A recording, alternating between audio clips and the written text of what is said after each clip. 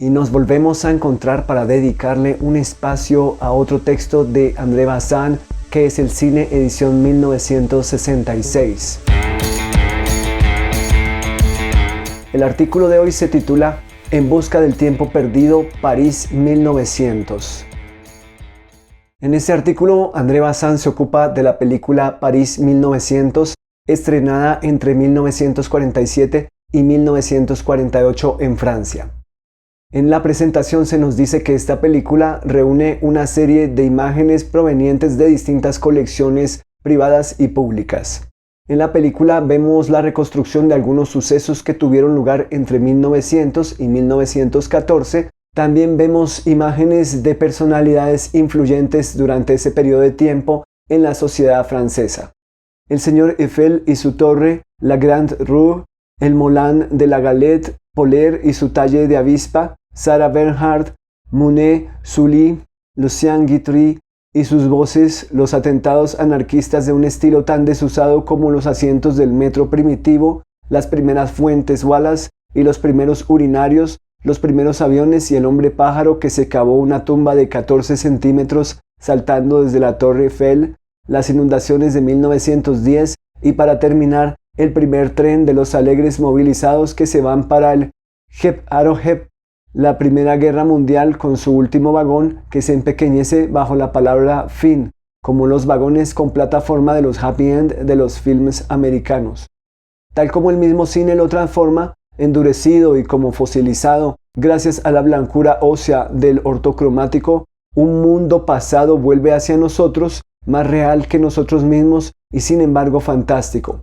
Proust hallaba la recompensa del tiempo reencontrado en la alegría inefable de sumergirse en sus recuerdos. Aquí, por el contrario, la alegría estética nace de un desgarramiento, porque estos, entre comillas, recuerdos ya no nos pertenecen. Realizan la paradoja de un pasado objetivo, de una memoria exterior a nuestra conciencia. Bazin hace una introducción a las situaciones quizás más llamativas para él en esta película documental. Desde el mismo título del artículo está la comparación con la obra de Marcel Proust y luego Bazin va a agregar que Proust hallaba la recompensa del tiempo reencontrado en la alegría inefable de sumergirse en sus recuerdos. Dice Bazin, aquí por el contrario la alegría estética nace de un desgarramiento porque estos, entre comillas, recuerdos ya no nos pertenecen. ¿Por qué hay un desgarramiento y por qué tales recuerdos ya no nos pertenecen? Si está Bazin hablando de ese nosotros que implica una sociedad francesa o que implica una serie de espectadores que no solo se limitan a la sociedad francesa. ¿A qué se refiere Bazin con el desgarramiento y por qué, entre comillas, ya no nos pertenecen aquellos recuerdos? Entonces, ¿a quién le pertenecen dichas imágenes o dichos recuerdos? Y agrega Bazin, realizan la paradoja de un pasado objetivo, de una memoria exterior a nuestra conciencia. ¿Qué se podría entender por eso de una memoria exterior a nuestra conciencia? ¿Será que se habla de una memoria colectiva, entonces, de una especie de paso de estas imágenes, de estos recuerdos, a un banco colectivo de imágenes, a un banco colectivo de situaciones, de eventos presentados en imágenes de manera objetiva? ¿Será que a eso se refiere Bazin? ¿Será que habla Bazin en términos de archivo? ¿Será que ahora el archivo está democratizado? ¿Será que por ende el archivo pertenece a todo aquel que quiera darle un uso? Continúa Bazin. El cine es una máquina de encontrar el tiempo para perderlo mejor. París 1900 señala la aparición de la tragedia específicamente cinematográfica, la del tiempo doblemente perdido. Y también quizá de otro tiempo, el que nace de esa mirada impersonal que el hombre detiene desde ahora sobre su historia. Así, en esa prodigiosa secuencia del hombre pájaro en la que no parece evidente que el pobre loco tiene miedo y comprende al fin lo absurdo de su empresa, pero la cámara está allí, fijándole para la eternidad, y por consiguiente no se atreve a decepcionar a ese ojo sin alma. Si no hubiera tenido más que testigos humanos, sin duda una sabia cobardía le hubiera retenido. Volvamos sobre las palabras de Bazin. Dicen que hay una tragedia específicamente cinematográfica, que es la del tiempo doblemente perdido. ¿Por qué doblemente perdido? ¿Se pierde una primera vez acaso cuando se vive y se pierde una segunda vez cuando queda el registro? ¿O cuando esa duración vuelve a tener lugar al momento en que las imágenes son proyectadas y puestas en acción de nuevo? ¿Qué opinan ustedes? ¿Será que a eso se refiere Bazán con ese tiempo doblemente perdido? Y luego agrega Bazán, y también quizás de otro tiempo, entonces sería triplemente perdido, el que nace de esa mirada impersonal que el hombre detiene desde ahora sobre su historia. Quizás un tercer tiempo reconstruido por aquel o aquella que van a jugar con las imágenes de archivo y a reconstruir otra mirada. Y se refiere nuevamente Bazán a ese supuesto hombre pájaro, aquel señor que trata de probar un traje que supuestamente va a desafiar la gravedad, se lanza de la torre, pero impacta contra el suelo porque el traje no funciona. Vemos primero el plano del momento en que duda para lanzarse hasta que se lanza finalmente, y luego vemos otro plano en el que se impacta contra el suelo. Y volvamos a las palabras de Bazán. Dice, pero la cámara está allí fijándole para la eternidad, y por consiguiente no se atreve a decepcionar a ese ojo sin alma. Si no hubiera tenido más que testigos humanos, sin duda una sabia cobardía le hubiera retenido. En esta película París 1900 vemos que no solo en esta secuencia, sino también en otras, hay esa voluntad de registrar el acontecimiento para la historia, para los espectadores futuros. Pensemos en el momento en que se registran las inundaciones, también en el momento en que la policía hace la encerrona a dos ladrones que están en una casa y optan por lanzarles unas bombas a la casa. Todo eso queda registrado y vamos a ver todas las imágenes que comprenden el área cercana a la casa, también las personas que están en el área, la policía o gente del común, el caballo, la carreta que se usa para acercarse a la casa, lanzar las bombas y finalmente el momento de la explosión y cómo queda la casa después.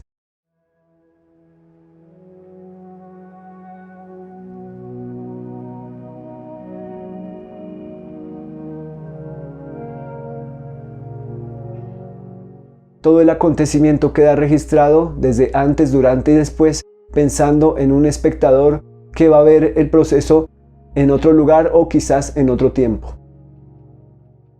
Continúa Bazán. No se piense, sin embargo, que la existencia de todos esos documentos cinematográficos de la época, único material que se ha utilizado, disminuye el mérito de los autores. Su éxito se debe, por el contrario, a un sutil trabajo de mediación, a la inteligencia de su elección en un material inmenso, al tacto y a la inteligencia del montaje, a todos los ardides exquisitos del gusto y de la cultura que era necesario utilizar para poder domesticar a estos fantasmas, sin olvidar la partitura de Guy Bernard, que es un modelo de música cinematográfica.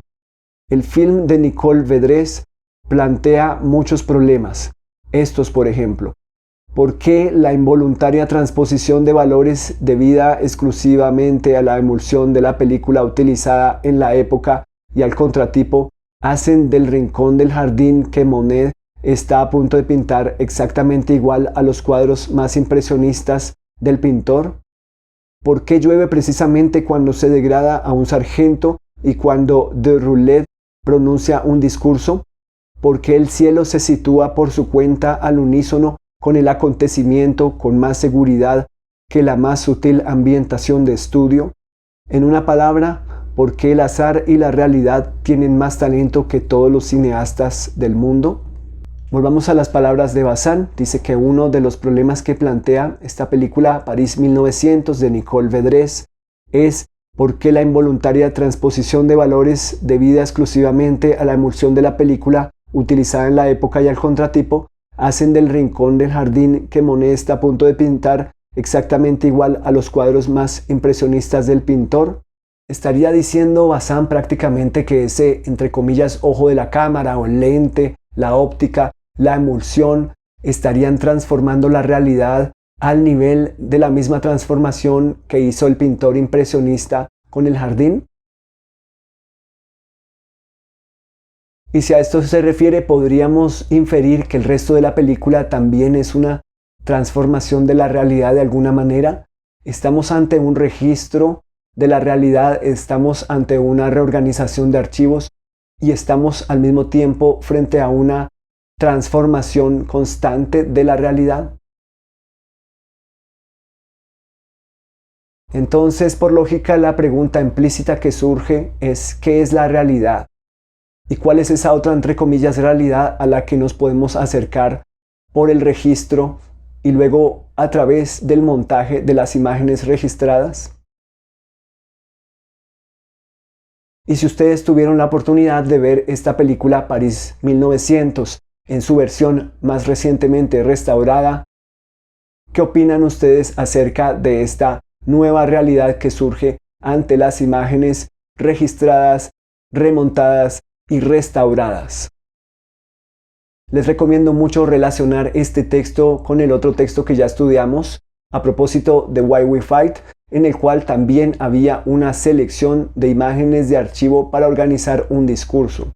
Tanto en la serie de 7 películas Why We Fight como en París 1900 se hace un uso de las imágenes de archivo para hacer una organización de una serie de acontecimientos históricos que nos dan lugar a una síntesis de cierta versión de la historia como quieren que la veamos. Y también recuerden el texto que estudiamos la semana anterior a propósito de Jean Painlevé, en el cual André Bazin hacía cierta mención del elemento del azar en la obtención de las imágenes y de aquel término, entre comillas, belleza. Nuevamente volvamos a las palabras de Bazin. Me dirijo ahora a los directores. ¿Por qué llueve precisamente cuando se degrada a un sargento y cuando Deroulede pronuncia un discurso? ¿Qué significa para André Bazin que la lluvia acompañe cierto acontecimiento que tuvo lugar? ¿Qué estaría potenciando aquella lluvia? ¿Qué estaría añadiendo aquella lluvia o aquella manifestación natural o atmosférica a la situación que está teniendo lugar? Luego Bazin pregunta ¿por qué el cielo se sitúa por su cuenta, al unísono con el acontecimiento, con más seguridad que la más sutil ambientación de estudio? ¿Dónde está esa ambientación? ¿Está de por sí en la situación, en las imágenes registradas, o está también en la mente del espectador que ya la está codificando, de acuerdo con una educación anteriormente recibida? Y finaliza Bazin, en una palabra, ¿por qué el azar y la realidad tienen más talento que todos los cineastas del mundo? ¿A qué se puede estar refiriendo Bazin con esta pregunta? ¿Por qué el azar y la realidad tienen más talento que todos los cineastas del mundo? Al igual que como lo vimos en el texto anterior a propósito de Jean Painlevé, el azar y otros elementos fortuitos pueden añadir diferentes tipos de significación a las imágenes. Pero esto tiene también que ver con la experiencia estética. Nos está hablando Bazin nuevamente de la belleza de las imágenes, del potencial y riqueza de significación de las imágenes. Y vuelve a rondar la pregunta, ¿qué es la, entre comillas, belleza cuando hablamos en términos de imágenes? Gracias de nuevo por acompañarme hasta el final de este video. Nos veremos la próxima semana con otro texto de André Bazin, que es el cine, edición 1966 en español.